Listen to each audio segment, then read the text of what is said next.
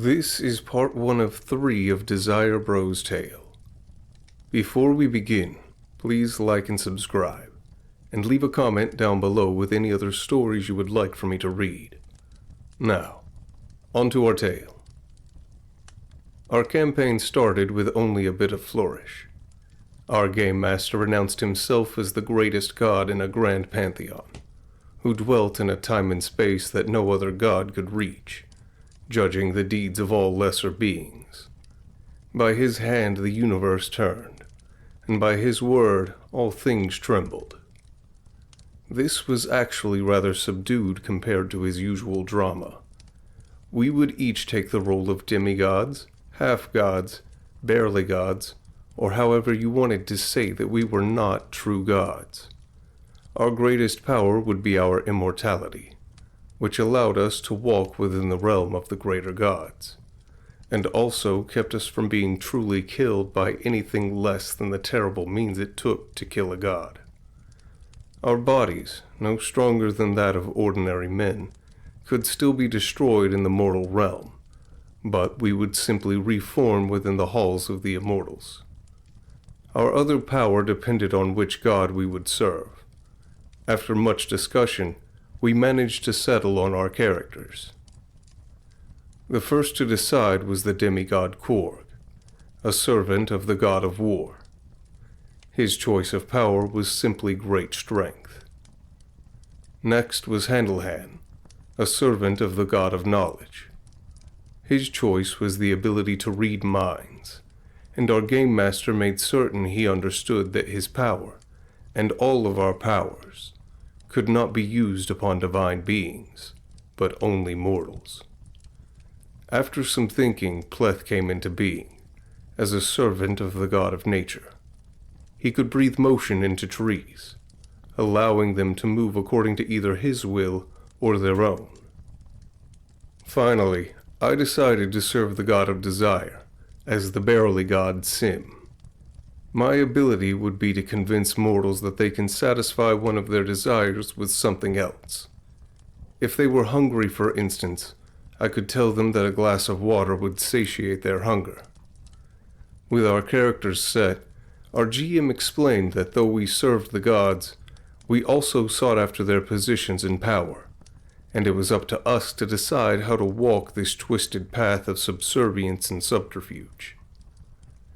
We 4 demigods easily saw the benefits of working together, and as Korg began to carve a stronghold at the top of a mountain with his bare hands, we discussed what method we would take to obtain true godhood.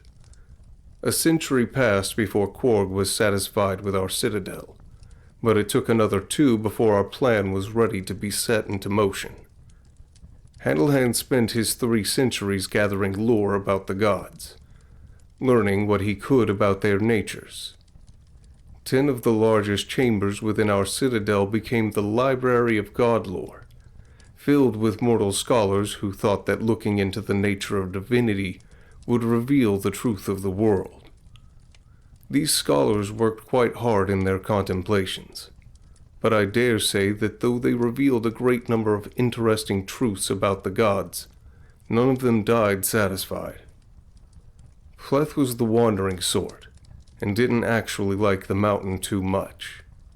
He helped us in many ways, by providing our citadel with living furniture and shelves, and even managed to produce a tree that grew blank books rather than nuts or fruit. But beyond that, he was aloof and distant, only appearing once every decade or so to check on his trees. I think part of him was conflicted, in that he wondered if him becoming the god of nature was truly what was best for nature, and there were many times that I wish I could use my power on him. Korg spent his time after finishing our stronghold sleeping. He'd occasionally wake up, go down the mountain, fight in whatever war was available, die, and then get resurrected and go back to sleep. I spent most of my time figuring out the limitations of my ability. The foremost restriction was that I could only shift desires towards reasonable mistakes. I couldn't make someone who is tired desire running instead of sleeping. But I could make someone who really wanted bananas instead think that they wanted plantains. I couldn't increase someone's desire, couldn't decrease their desires, and I think, though I'm not sure, but I think every time I used my power, the affected person became a little less happy. With 3 centuries of planning behind us, it was time to make our move, to establish ourselves as the new gods of war, knowledge, nature, and desire. Our first step was an overall decrease in worship. We had to reduce the power of the gods we served, in order to limit how much they could interfere with our plans. By reducing the amount of followers of these 4 gods, we could then proceed to form new sects of worshippers that worshipped particular aspects of the gods, with those aspects being us. Reducing nature worship was easy. With Korg at the head, we spent 50 years leading armies to destroy tribal cultures. Pleth, in order to not raise any suspicion in the god he served, was absent from this campaign. That was also good for another reason, as we slaughtered many people of various levels of innocence who genuinely loved nature. It was during our last campaign that we encountered another demigod, one that tried to oppose us. Our army was beset by all manner of animals, and we would have been routed if Korg had not simply marched single-handedly into the enemy camp and crushed the enemy demigod by throwing a bison at him. To our good fortune, the demigod survived, albeit with his body in shambles. It was during our last campaign that we encountered another demigod, one that tried to oppose us. Our army was beset by all manner of animals, and we would have been routed if Korg had not simply marched single-handedly into the enemy camp and crushed the enemy demigod by throwing a bison at him. To our good fortune, the demigod survived, albeit with his body in shambles, and after submitting him to some sedatives, Handelhan dragged him back to the library of god lore. With most tribal societies a fraction of the size they once were, the worship of nature had decreased rapidly. Pleth had been commanded by his god to do what he could for the remaining worshippers, and in only a decade there were small shrines dedicated to Pleth himself, though it was through an image of a tree, with a large eye at the center of its trunk. We tried for desire next, yet it wasn't quite so easy. There were few people that outwardly worshipped desire, as my god was not exactly one of the major players in the grand Pantheon. The only shrines dedicated to desire were small and often hidden, and all were rather sensual in design, which tended to actually detract from genuine worship. We tried to tackle the issue of decreasing the worship of desire by funding ascetic orders, but after 3 decades without a drop of change, we abandoned that idea. Perhaps our plan failed because the worship of desire was small already, but I think it was more of a case where these ascetic orders just didn't have a large enough influence, and perhaps that providing them with additional funds, we actually managed to reduce their ability to resist desire. Those 3 decades were not wasted, however.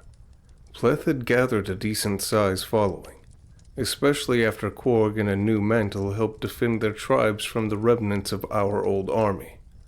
With a substantial amount of worshippers, Pleth obtained a new power, the ability to speed up the growth of trees from years to mere hours.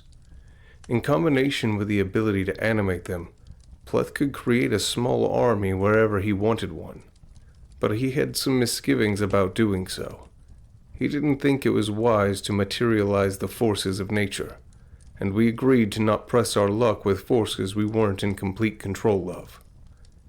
Handelhan had also been rather busy. With the animal controlling Demigod's body under constant sedation, and a number of scholars working around the clock experimenting on it, he had made major breakthroughs in being able to transfer divine essence from one person to another. Though nothing truly useful just yet, but Handelhan promised us results by the end of the century. We put desire on the back burner, and decided it would be a good time to focus on reducing the God of Knowledge's power. Handelhan went about this in a fairly straightforward manner, by going to each of the great schools and examining all of the teachers' minds, seeking out the most intelligent people. With my aid, we managed to convince them that they didn't actually want to teach anymore, but instead to continue their research elsewhere. We established an academy of all of the brightest minds, and with both Handelhan and I working tirelessly, slowly pushed them towards researching things that would help our goals. The teachers who refused to join us, even after I tried to persuade them, and Handelhan tried to use his knowledge of their innermost secrets to blackmail them, were simply removed. After 40 years, the decrease in education and general knowledge was rather tangible, and Handelhan was summoned to a grand meeting of the God of Knowledge and all of the demigods that served him. Handelhan was spared any blame, thanks to him having helped found one of the last bastions of knowledge, even though our academy was more of an intellectual prison than anything else. Without enough information for him to act, the God of Wisdom ended the meeting without deciding upon anything. The meeting did, however, prove rather useful to us, as Handelhan uncovered an opponent in the form of a demigod named Melian.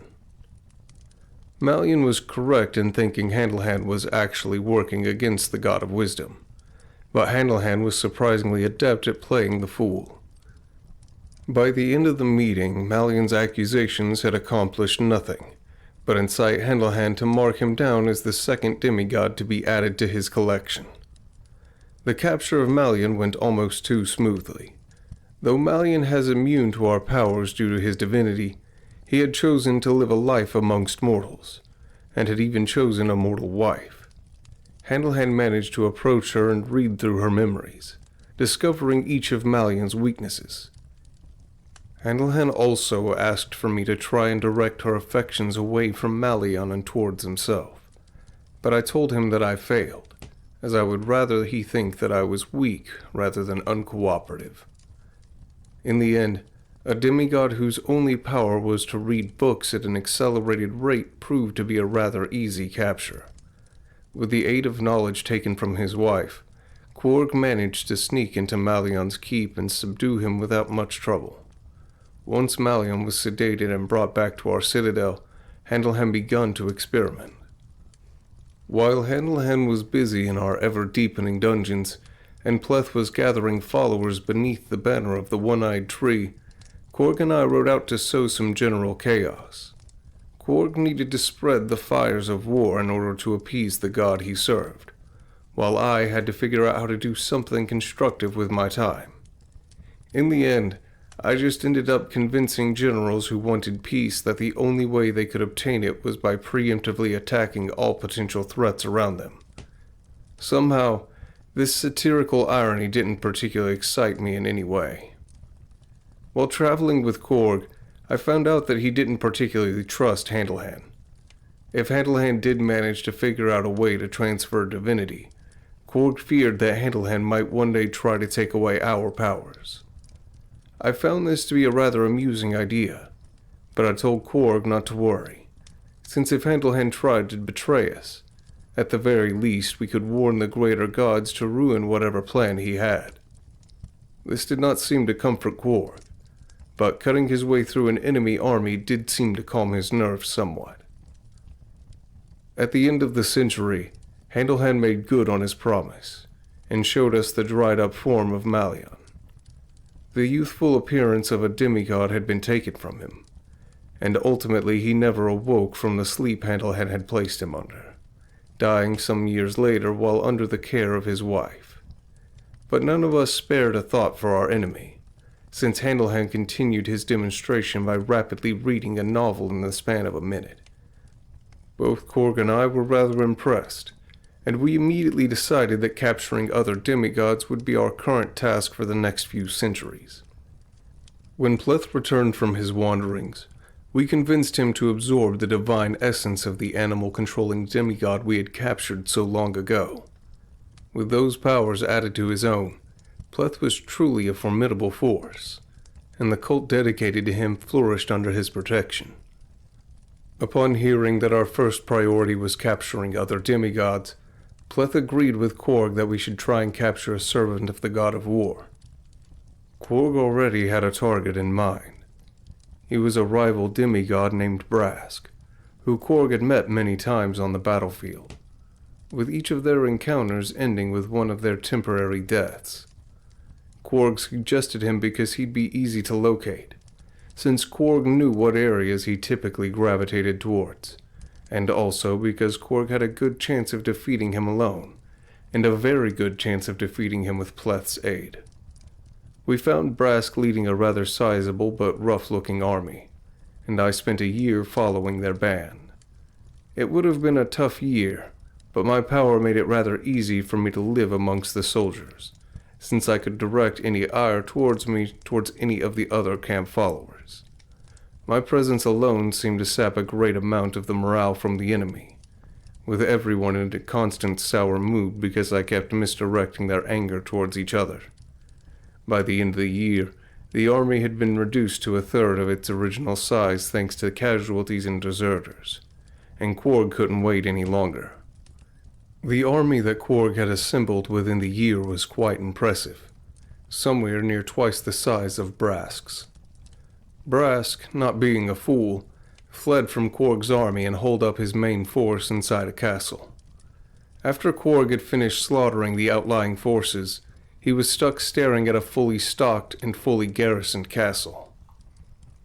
I had changed roles by then, from a camp follower to a castle attendant, and while I spent my days doing menial chores, I didn't bother to do anything overly clever.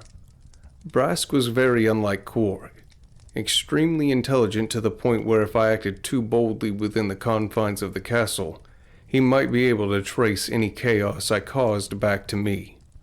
So I had to be content with simply using my power to sow misery everywhere, primarily by convincing people that the best way to ease their fears was to eat and pretend like everything was fine. Brask, whose divine gift was complete mastery over any weapon he held, spent a large portion of his time instructing his elite soldiers.